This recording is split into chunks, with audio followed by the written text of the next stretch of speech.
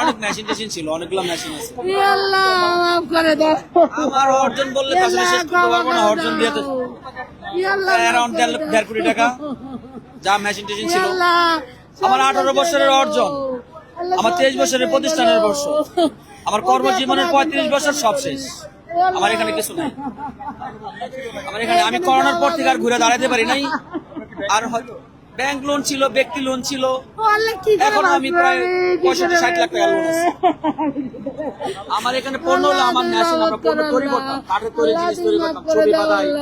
আমার অনেক আর্টিস্টের ছবি ছিল, আমার নিজের অর্জন ছিল। আমি শিশির ভট্টাচার্য থেকে শুরু করে রবীন্দ্র নবী, রণবীর, আমার অনেকের ছবি ছিল। আমার এই ছবিগুলো তো অনেক দাম, এগুলো তো আমি ফেরত পাবো না। আমার রিসেন্ট গত 2 দিন আগে শিশির স্যারের একটা স্কেচ একজন দিয়ে গেছে বাঁধাইতে। আল্লাহ জানে এখন এটা কি অবস্থা। আমি এটা কি জবাব দিব?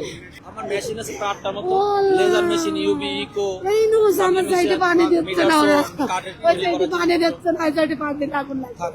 না দেন।